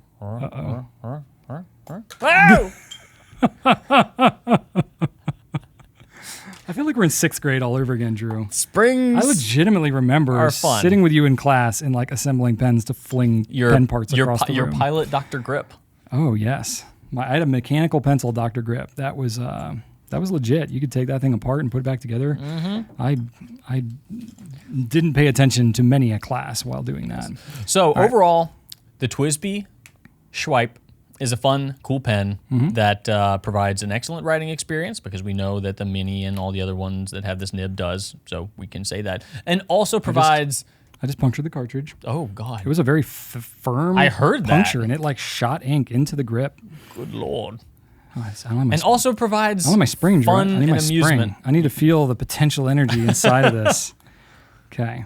Now, to be fair, if you're really like going nuts, like if you go like in a mosh pit or something with this pen in your pocket, I would feel better about having the spring behind this cartridge, Brian, knowing that it won't come loose. It says in extreme movements, e.g., dropping pen on floor. I would say dropping pen on floor is could even happen worse in a- than a mosh That pit. could happen in a mosh pit. Yeah. What if you drop your body on the floor with your pen in it? Is that considered dropping the pen on the floor? Let the pen bodies hit the floor. All right. Nice. Well done. Okay. You know, are we So good? it took me a second. Oh, there you go. Oh, I'm writing. I'm moving this on. You should write. Okay. Yeah, This that's is a good. Nice broad nib. What is this? Is this a broad? Oh, it's a broad. There you go. That There you makes go. sense No wonder why- it feels so broad. Yeah. Okay. So this is the TWSBI. I'm assuming the TWSBI Black because it's black ink in the TWSBI cartridge. That makes sense. So this cartridge also has a higher ink capacity than your Yeah, this- standard international. This cartridge is at least twice the capacity of a standard international it's short. meaty. It's meaty. Yes. It's got a lot of potential energy. Yes, this is the beefy version of the standard international short. Yep. It might actually. I'd be curious to see whether or not this capacity is. I bet you this capacity is closer to the standard international long than it is to the short. I'm sure it is. Yeah. Yeah. I'm sure we'll measure it at some point. Yeah. TWSBI I think Crystal's actually measuring it Swipe. right now. She posted a that picture right? of it empty. Okay. Yeah, and it All actually right. has. All right. This, So she's probably measuring it right now. We just got these in yesterday. yeah, this black piece as we're actually. filming This black piece right here. This plug actually goes up to about there. Is that right now? Okay. All right. Pretty neat. All right. So the thing about this is not going to be universal to other pens. It might. Well, I mean, not to all standard international. But it all depends. It on, might fit some. It all depends on how wide the opening is on the grip section of feed post. I don't feel like most cartridge converter pens have a whole lot of extra space right there at the grip section. We'll have to find out. So I'm going to say default to it probably not fitting. If it happens to fit any of your other standard international pens, cool. Go nuts because you have two converters, so you basically have a spare to use in another pen should you be able to do so. So nib feels smooth, feels very familiar. Yeah.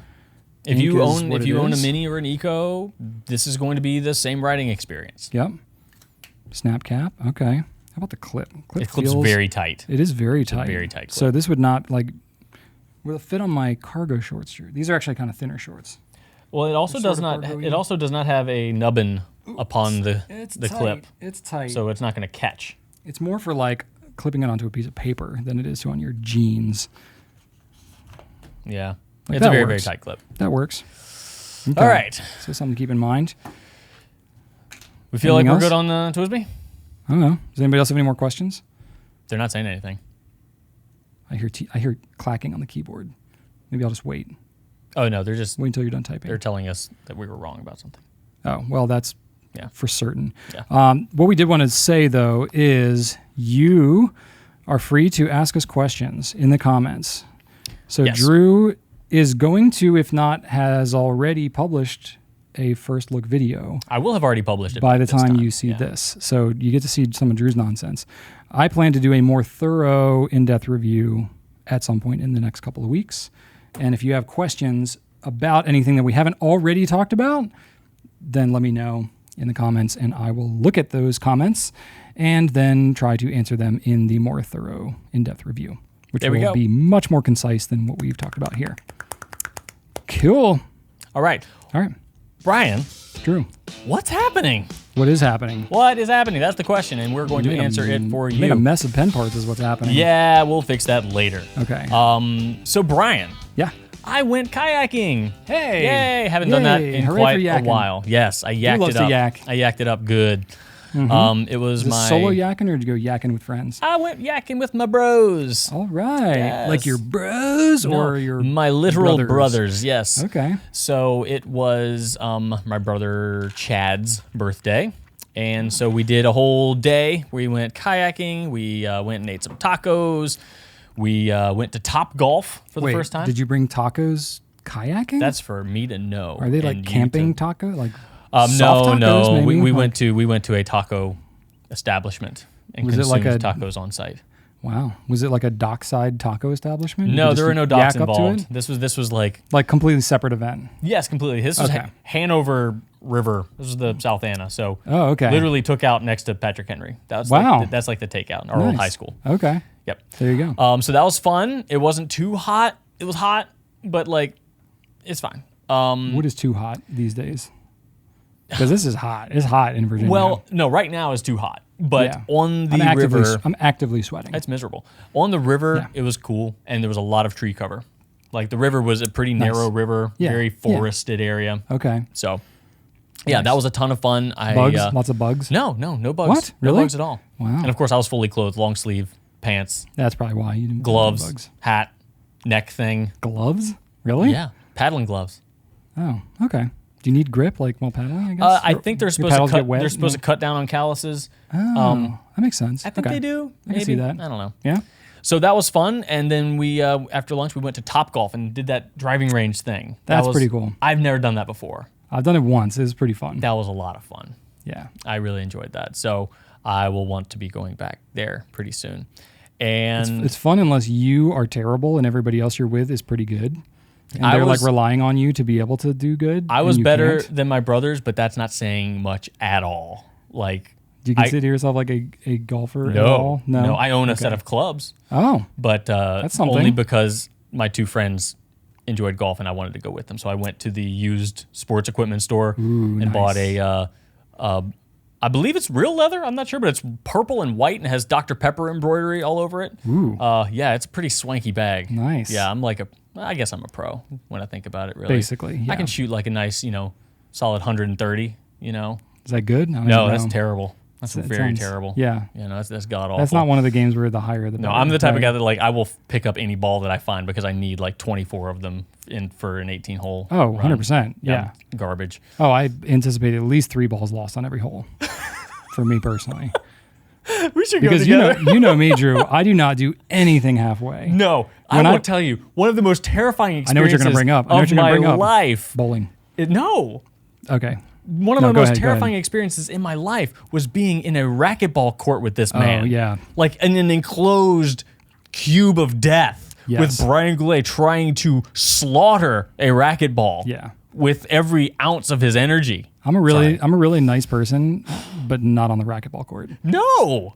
No. I got hit by the ball like in the thigh and yeah. like It's just part of you were in the way. oh my god, you were in the way of the ball. It was like a meteor. Yeah. Yeah. I go nuts. I hit myself too, but sometimes Anyway. I don't have a lot of control, but I have a lot of power. Anyway, I'm going for it. I'll die for that ball. I might slam my head into the wall, but I'm going to die for that ball. Yeah, no, don't. Oh, no, God, that was terrible. But no, we have done company bowling events as well. We have. Like, No one throws the ball harder than I do. No, the bowling ambiance. It's like we've got 20 people reserved on several different lanes. Yeah. And you'll hear the bowling ambiance, like haha, laughter, drinks being poured, and then the sounds of balls being hit. And then you'll hear a and you're like, dang, Brian. Like, did the ball even? With my giant long arms. Are you shot putting the thing? Sometimes I have done that before. Yeah. Anyway, so yes, fun weekend. Yes. Oh, I also decided to commit to watching every single Marvel film in chronological order. Whoa. Like timeline order. Not There's like a bunch of them, aren't there? There's like 24. Yeah. That's a lot of movies. Yeah. I don't care about anything enough to watch that many movies in a row. Well, all right. Well, Even Fast and Furious, I wouldn't watch them all in a row. Well, I've still never seen Tokyo Drift. Yeah. It's going to be amazing. Good And for you're you. going to think I'm super cool for doing that. You're going to admire me. Like, wow, that's Sure. true. I respect that man's commitment and discipline. Sure. I mean, it's something I'm not disciplined enough to do. So What you been up to? How was your Props. week? You had a whole week off, man. I did. I had an actual week off. Yeah. Like family vacation. We went to a lake house. Family friend had the lake house, and we got to go there with Rachel's side of the family. It was good. I have a good relationship with the in-laws. Got a niece and nephew who are younger than my kids. So That's delightful. that was a lot of fun. I'm like, oh boy, I'm glad my kids are a little older now because, yes, whenever you get together with kids that are younger than yours, you're like, oh, I don't miss those days. They're cute, but wow, no. And then you talk to them and they don't listen and, just cause a bunch of chaos. Oh, goodness. My nephew literally fell asleep in the water swimming. He was safe. He's 4, but he was playing near his mom and he just rested on her shoulder and fell asleep mid-swim. And he slept for an hour. So she held him for a while, and then she put him in an inflatable sloth on the dock. And then he just was all nestled there in this little sloth. That's pretty adorable. It was pretty adorable. Yeah. But it was he would be running around doing chaos, then he'd do stuff like that. So Yeah. it was just but then when you have 4 kids and then all the grown-ups and everything, it's just it's kind of chaotic. Yeah. Anybody that's done large family vacations, we haven't done a whole lot of those. So it was wow, this is kind of a lot. It's good that you are really close with your in-laws though. That's a big win. Yeah, definitely. And Rachel and I have been together for almost 20 years now. So I mean, our history goes deep. Yeah. Did you have any relaxing moments there at all? Were the nights quiet? Yeah, definitely had some relaxing moments. They had a pool table there, which I've not played billiards in quite some time. And so I got to teach both of my kids how to play pool. Nice. And they took to it really well. And Ellie, man, let me tell you, that girl, she's a hustler? smack talker. Man, she is a hustler. Yeah. She definitely's got some confidence about her. So, Oh my God. But they both took to it really well. I was I'm surprised. so terrified of when she's my boss. Yeah, me too. She's gonna overtake me and oust me at some point. But anyway, at least I can still physically hold my own at this point. But yeah, so that was fun. Got to make good memories with the kids. Very cool. Yeah, so it was a lot of fun. Also, gotten attacked by yellow jackets several times on my God. property. Yeah, it's been a blast. Why does your property hate you? You've been it's tried to kill you multiple times. Oh yeah, Poison ivy. Oh or, yeah, lots of poisonous things. Yes. Yeah, the yellow jackets thing was new. We've lived on our property for 9 years. Literally 3 different corners of the property. So maybe it's I doubt it's the same nest, but I'm not talking got stung once. I'm talking disrupted the nest and gotten stung a dozen times each time. Because yellow jackets are nasty. Oh yeah, I've run They over are one with a mean. lawnmower before. Yeah, so the first time I was way back in my woods. I'm cutting a trail and I was cutting into a log and I got stung once and I was okay, I clearly disrupted something. So I moved to a completely different part and I was using a tiller, and I was like tilling part of the ground. Oh no! And I tilled up a whole. I tilled up a whole nest. Oh no! Yeah, and they like came after me, but it was kind of like dusk, so I couldn't really see them. I just started getting stung, and I just ran like ninjas in the night. Yeah, it was pretty bad. So that was in the same day. And I was like, really? So then I took a little break. Did you say some words, Brian? I said some words. Yeah. Which, honestly, if you're getting stung by yellow jackets, the worst thing you can do is like run and flail your arms and swat them. But literally, I couldn't do anything else. Right. Like instinct kicked in. Yeah. Because little fun fact about me, the first time that I mowed my lawn as a kid when I was 7 with a push mower, I ran over a yellow jacket's nest and they swarmed me and like chased me into the, like almost all the way into the house and stung my legs and everything. So like there was like some like deep lizard brain like stuff in here neurologically that's like yellow jackets, like they are no fun. And they're at this point, I believe, your arch enemy. I think you can say that safely. I would say so. Yeah, more like so than any other insect. If you created like a supervillain that would fight Brian, it would be like a yellow jacket with like poison ivy weapons. Yeah, that would be pretty bad. That's your Lex Luthor. That'd be pretty bad. That'd be pretty bad. So then went on vacation. Okay, cool. I'm gonna stay out of the woods for a little bit. Come back from vacation. Go to mow my lawn. But this is still happening. This happened a couple days ago. There's more. Yeah. Oh my God. So this is like, that those two happened in one day. Dude. And then I come back from vacation and I'm mowing my lawn, completely different section of the property, hundreds of feet away. And I apparently run over a nest that's in the ground. Again, keep in mind, I've been mowing my lawn every week this entire year. I've been mowing it for 9 years. Never come across yellow jackets in my yard until now. So don't know what the heck that's all about. Oh my God. So I ordered a beekeeper's outfit. Should be delivered today. Wait, you're serious? I'm serious. You ordered an actual beekeeper's outfit? Yeah, because I need to eradicate these nests. I can't like mow my lawn now. Oh, okay. Like, sorry. I thought I pictured you like mowing the grass in the beekeeper's outfit. I probably will the next time I mow, just in case I happen to run over any other ones. Because at this point, I'm like friggin' like 3 times in a row. Really? Oh, just let it go back Why to nature. Why not 4? Like. And I'm reading all this stuff up about yellow jackets, more than I want to know, by the way. Literally while I still have like stings active on my body. And so I'm like, okay, I'm reading up about these dang things. And it's like, oh, when it's really hot, they're less active. And I'm like, bull crap. Like, they're freaking coming after me. And they're like, oh, they're less active towards dusk. I'm like, nope. Every time I got stung was at like 7 o'clock at night. Yeah, I read that too. No. That was when I went and poured gasoline on them. Yeah, so I'm going to try to eradicate them. Oh my God. I don't feel good about that, but at the same time, I can't, like, my kids don't want to play in the yard now because daddy keeps getting stung all over the place. Yeah. And I don't really want to be out there either, and it kind of freaks me out. So I got to take care of that. So I bought a beekeeper suit because, quite frankly, I'm sick of getting swarmed by entire nests of yellow jackets. Well, they're not butterflies, so I mean... Yeah. I mean, don't feel but so bad. They, you could argue they help pollinate. They don't really, though, but they do help. They're predators, so they do help eat other bugs. Mm-hmm. But I'm like, whatever. Like, I don't. Can I have something else that eats other bugs that doesn't attack me when I'm trying to do yard work?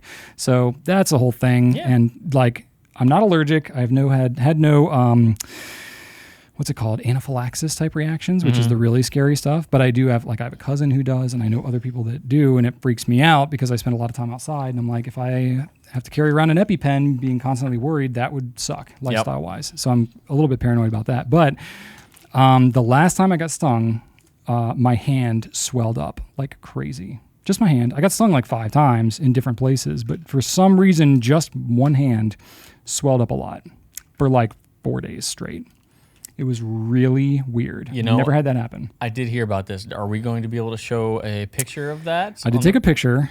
I'm not sure how much it comes across in the picture, but I did take a picture of it. Now my hand is okay. It's kind of back to normal. And you saw, like, on video what it looked like. It looked like a cartoon hand. It looked like Tom Cruise's fake hands from Tropic Thunder. It did. Yeah, it looked like I was wearing a boxing glove, almost. It was, like Stay Puft Marshmallow Man kind of thing. But it was really odd, and it kind of hurt. So thankfully, that's all, calmed down. But now I'm just like, great, I'm going to let my guard down. I'm going to go mow the lawn again next time. I'm going to get attacked. So we will also need a picture of you in the beekeeper's suit. Okay. As well. I'll see what I can serve up. Thank you very much. If I get it today, maybe I'll throw it on and, take a pic for you. Yes. Yeah. And you know what? Even better would be you taking the flamethrower out there to the yellow jackets and just burning them all. Pour gasoline on it and then light it with the flamethrower? Or just the flamethrower. I did. I did set my mulch on fire with the flamethrower. So last time I used a flamethrower, which you're not supposed to do. Last time I used really? No, I really did. Last time I used the flamethrower, it had recently rained, so everything was kind of wet. So that was fine because stuff doesn't immediately catch on fire when it's wet because you got to kind of burn it for the moisture. This time I did it, it was hotter and drier, and it had not rained as recently, so everything was a little crispier. And I legitimately like set my mulch on fire, had to go grab the hose and put it out because like I was like doing, and it was like I had a plant kind of coming over, had the mulch. I was just doing my pavers, you know, and I had the mulch next to it, and the heat. I didn't like light the mulch on fire, but the heat kind of dissipated and went over, and it lit the mulch on fire. It was small. It was safe, but I was like, okay. I was looking out for it. That's why I saw it, and I was like, there's a lot of smoke coming from underneath that plant. That's not normal. Did you tell Rachel? No. She doesn't watch Pencast, so she probably won't know. We could make this a slice. Make it. At this point, Rachel's like she just shakes her head. She's like, "What does she know?" Like, my husband's out there in I'm a not even beekeeper safe. suit, I'm not even burning mulch. I don't even know what to say at this point about my adventures on this is on my own property. Like, I'm not even safe on my own property. But anyway, yeah. So that's been fun. The whole Yellow Jacket adventure. Also. More adventures. So I got to go tubing on a boat at the lake. Okay, well, this is good. Nothing bad can happen here. Oh yeah. Well, so for one, both Rachel and I each lost our sunglasses at the bottom of the lake. Hers was, you know, she has these glasses that like had these like magnetic, like she has prescription glasses. She has these magnetic like little clip-on. Oh, she lost prescription glasses? No, the glasses are fine, but she had these like magnetic clip-on sunglasses that can go over the prescription thing. Okay, gotcha. Yeah, which is kind of cool. Yeah. And we're on the boat, and she just turned her head, and they just like boom, like flung right off. I guess the magnet just like gave up at a certain angle. The wind just hit it right, and literally, I was looking at her when it happened. It just like boom, they were gone, and it was like, well, those are not happening anymore. So she's got to get some new ones of those. My brother lost his sunglasses while we were kayaking too. Is that right? We were literally talking about Topgolf, and he got really excited. He's like, I can't wait for Topgolf. He like flung his glasses off his head? Yes. He was just really excited. Oh, yeah. So I lost mine because I wiped out inner tubing behind the boat. Yeah, it was a wipe out. All right, I mean, were you going up and then like went back? No, or it was a big, side? It was a big, heavy, like multi-person kind of tube that like basically was almost impossible to flip. But, you know, I told my father-in-law to like basically try to make me flip. So I was kind of asking for it, but I was wearing my sunglasses and they were gone. I don't even know what I looked like, but I know that I got turned all over which way. Yeah, it was pretty fun though. I had a blast. So anyway, that was cool. And then, you know, kind of related, I'm on this building kick with Joseph and Ellie, you know, building the Connects roller coaster. All We're that kind continuing of on this trend? Yeah. Nice. So I have a lot of Lego Technics. I love Lego Technics. Right. That's like less blocks and more of the rods and holes. Gears, there's a lot of functionality to them. Oh. So I have a lot of kits, and there's always an A kit and a B kit. So there's always like the main kit, and then there's some alternate set that you can take the same pieces and build some alternate I've seen thing. Legos that do that. Yeah, so I have a bunch of like larger sets that I've never built the alternate set before. And some of these I've had for years. And so I kind of told Joseph for a long time, it's like, oh yeah, we should build the alternate crane or whatever.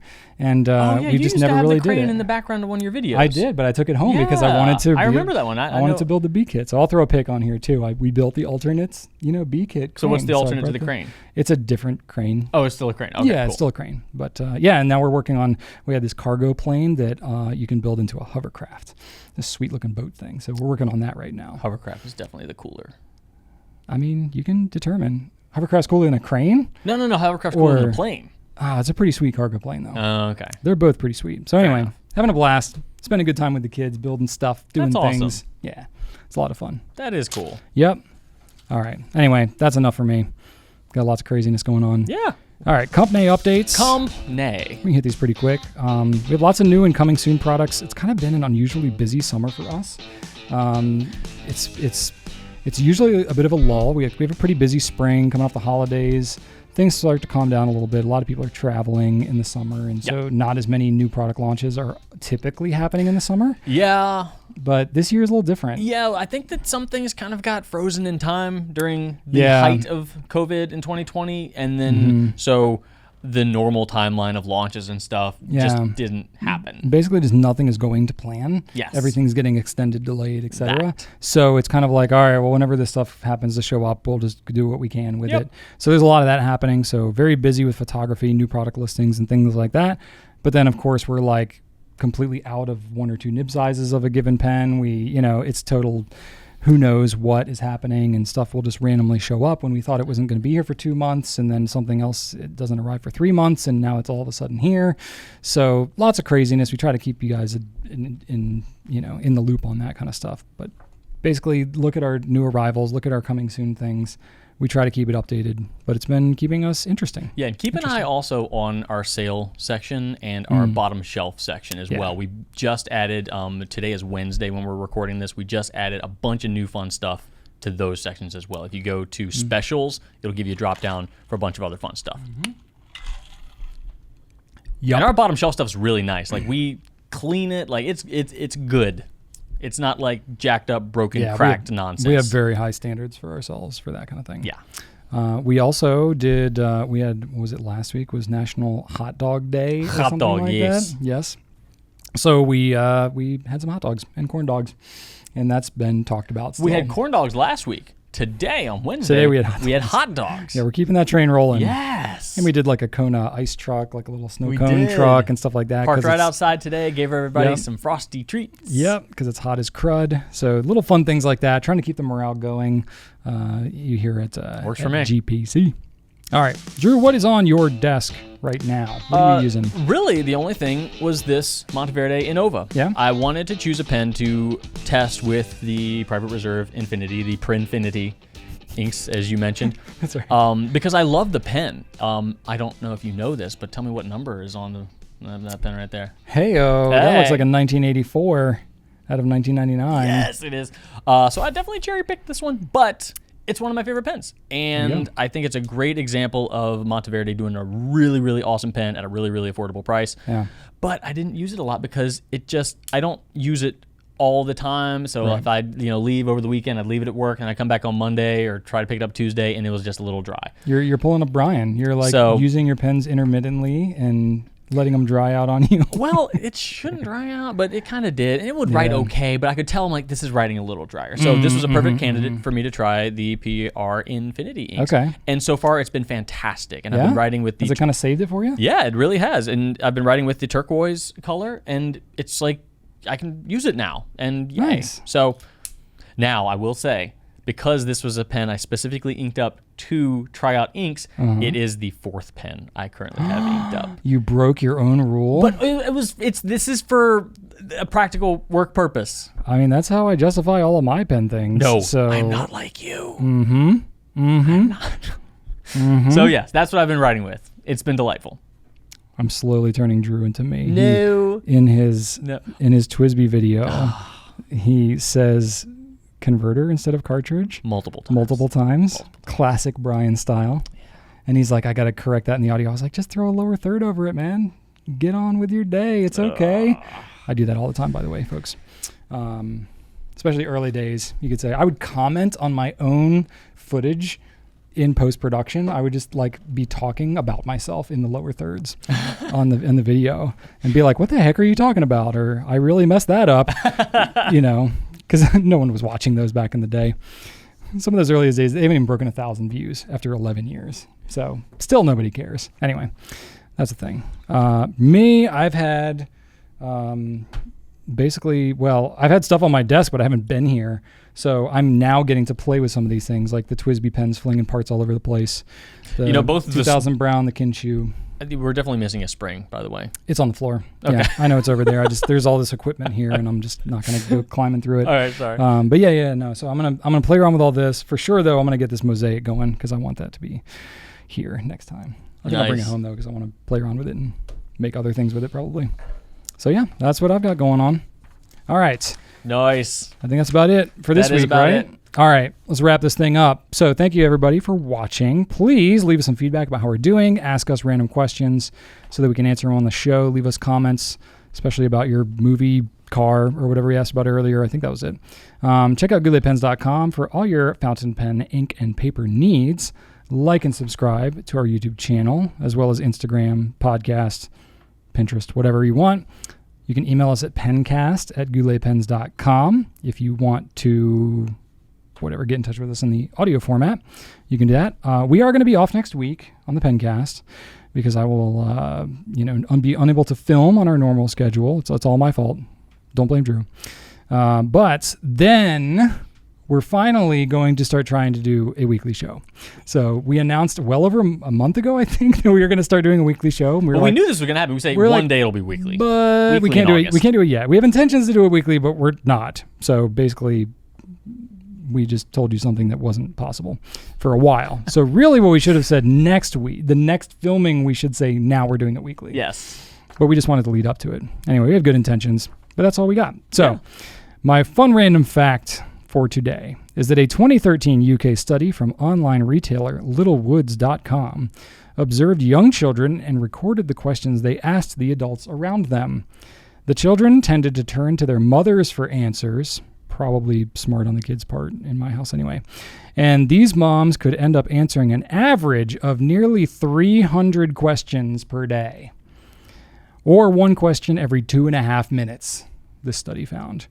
The moms reported that the hardest questions they were asked included, why is water wet and what are shadows made of? Wow. Does anyone wonder why moms are tired all the time? Kids pestering you with questions about why is water wet? I've definitely heard my share of those questions for sure. Yeah. Do you ever go to Archer and he asks you some random question and you just say, go ask your mother? Do you ever pull that one out? No, but there are those moments where he just asks the room, and both Shannon and I are like, you gonna get this? So it's just quiet. So he just throws it out there? Oh, yeah. He doesn't usually address it to anybody. Really? Yeah, he's just like, you know. Okay. Oh, yeah. Oh, so many. Well, my kids are very direct. Usually, it's hypotheticals. Like, oh, okay. Yeah, he's at that hypothetical age. Oh, my God. Yeah. The most ridiculous hypotheticals. Oh, yeah.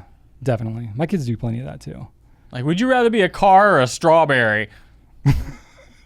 Are either of these sentient? Like, I don't. No joke. Neither one you feel anything, so it doesn't really matter. Yeah. I can't. Yeah. So many. I actually used to write down some of the hypotheticals my kids would come up with because they were so silly. But then I just got tired because they do it for years. Yes. So like it loses its charm. Yeah, it's after like, a while. this is cute. Wait, no, this isn't going to stop. Oh my God. Yeah. My kids are a little older now, so they're definitely getting into like snark territory. Yeah, especially Ellie, huh? Both of them. Joseph just like gets super one-track mind, so everything is related to Minecraft, and he just does not read the room as to who is interested or cares or has context. So that sounds like me. Yeah, it just be very interested in my thing. Very unobservant. I mean, bless his heart, he's a great kid. But just I was the same thing at that. Yeah, age, you absolutely. Know what I mean? But you'll just like be talking about your normal day. Talking to Rachel and like, oh, okay, you're taking the kids to the dentist tomorrow. Okay, cool. So I'll be back at 1:00, and then he'll be like, that's like a redstone blood blah blah blah blah blah bop bop, and I'm like, what? And he's like, yeah, it's a Minecraft thing. I'm like, okay, like I don't even have a response because this is like so breaks the conversation. Oh, but it's amazing. Clear that like he sees the entire world with a Minecraft lens. That's amazing. There are worse things he could be into for sure. Fair enough. Yeah, absolutely. Awesome. Absolutely. Good kid. Anyway, so there you go. Hope you all enjoyed this. Be sure to we already told them all that. Take a break and there you go. Enjoy your next couple of weeks. I don't know. I'm losing my mind. Self-care. I'm so hot. One thing, as we finish out here, because I got up early and I was like, they can probably see the pillow on my seat. So I don't know if y'all realize this. So I'm very, I had to bring a special little Easter egg at the end of the episode. So I'm a very large person in general, but I'm very disproportionate. So I have an extremely short torso and I have very long legs and arms. I'm basically like a Muppet. And so when we do this recording sitting next to each other, I literally have to sit on like a booster pillow so that Drew and I are even approaching the same height. So like I have to sit on this little pillow here. Otherwise, I'm down here and I'm like a little kid. But my arms are so long that my elbows like spread out across the whole table. I'm so awkward. Like Rachel and I sit, I don't adjust the like height of the seat in the car because Rachel and I sit at the exactly eye level together. That's so crazy. Even though she's 5'5" and I'm 6'1", you know, but I can't ever like scoot the car seat back far enough because my legs are so long. Oh yeah. Like Rachel, she had a Honda Accord, right? That was her car that she had when we first got married and whatnot. I literally bent the seat in that car because I couldn't scoot the seat far back enough. So I had to like kind of twist my like hips and lean a bit to fit my foot on the gas pedal. And over time, from sitting in her car, my right butt cheek made the seat like visibly sink down because of my awkwardness and large size. I feel like that's something to be proud of. Is it? Literally a bun of steel. Yeah. Also, I sweat through this entire pillow every time we do a pencast. So it used to be out there like on the sofa, and now I'm like, I can't have anybody else sit on this pillow. This is your personal pillow now. My swamp butt pencast pillow now. So on that note, we should find a way to sell a swamp butt pencast pillow on our... pencast. Isn't it cool though? That's the ink and water. It's so cool. You should get one around our office. Custom swamp butt pencast pillow. I'll even sit on it for you, and before I send it out, that way it's nice and swampy when it gets to you. All right. Oh, it doesn't smell great. I need to wash it. You have such a problem smelling stinky things. Stop it! It's like the oh my god, Mary Catherine Gallagher when she like seriously with Noodler's pens with old coffee you found in the photography office. Oh, why do I keep smelling it? Put it away. It's such a weird smell. Like I don't know what's going on. Bye. Bye everybody. Have a great day. Oh my god.